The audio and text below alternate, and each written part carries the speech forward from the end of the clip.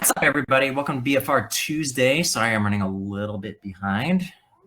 That's what happens when people come in a little late for my appointments. It gets me behind, but I'm here and happy to answer any questions anyone has regarding BFR.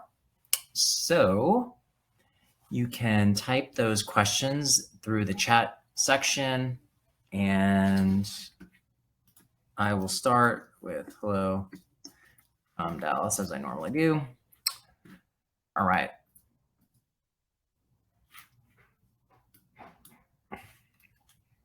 I think this is our 4-year anniversary of doing this. I think I started middle of February 2018, pretty sure. Pretty crazy. Time flies when we're having fun. So what kind of questions do we have? Abe, how's it going? All right, take your time. Abe's got a question. Good to have you. Welcome anytime. That's why we do the replays. Can't always make it here.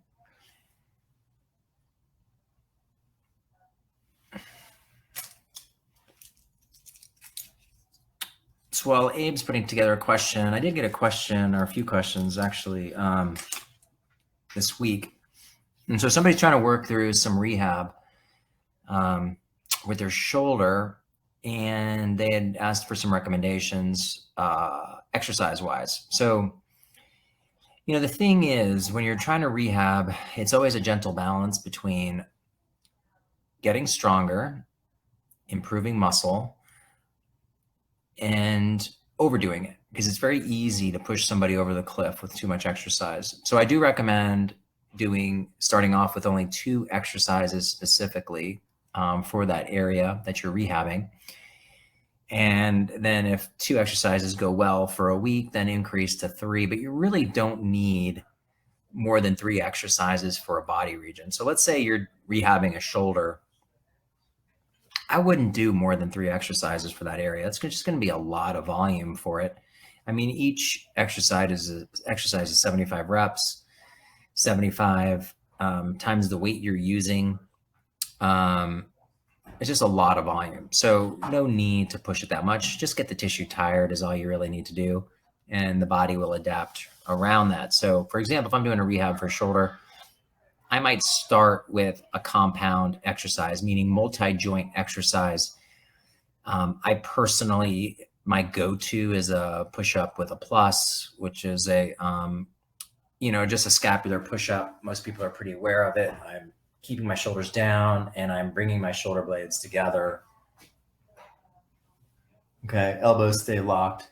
I'm doing that in a kind of a push-up position. Most of the time with BFR, you're going to have to do it in an elevated push-up position, like on a counter, because doing a normal push-up position is going to be too much. So that could be a compound exercise, even though you're really only using the shoulders, but you're using a lot of the body. And then you might just go to, depending on what the problem is with the shoulder, you might do, let's say, a tricep extension, or you might do a tricep pull down if you have an impingement. So it just depends. You just don't want to blow yourself out of the water. So start off with less, undercook it. If it can tolerate more, then do a little bit more, but don't jump into 4 or 5 exercises. You don't need it. It's not necessary. Most of the time, patients leave my office with 1 or 2 at the max exercises, and that way I get good compliance. And that's what people are paying me for, is to give them the biggest bang for their time dollar, meaning when they're at home, they don't want 25 exercises. They want 1 or 2 things that are going to move the needle, and then I'll progress that over time. So don't overcook yourself. Otherwise, you'll get it. The tissue will flare up and be aggravated, and then you got to get it to calm down. All right. That's my 2 cents today. What else we got?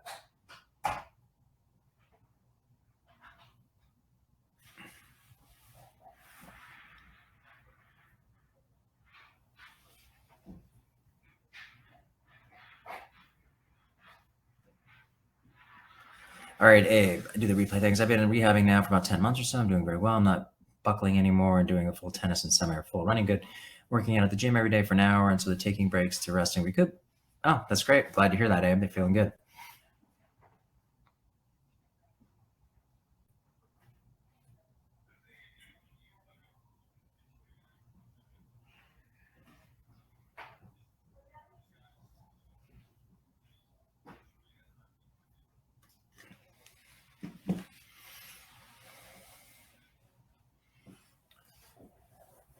All right. Any questions? If not, I'm going to go back to lunch and get ready for my next patient. But again, take home for take home for today is don't overcook yourself. No need to. The whole reason we use BFR is the ability to use light loads to replicate high intensity training. We don't need to break the tissue down as once thought. We're using low loads, not to tissue failure, not to heavy exercise induced muscle damage, all about getting tissue tired. And so using light loads to do that helps to improve our recovery time and reduces risk for injury. All right. Thanks so much. I look forward to seeing you next week. Bye for now.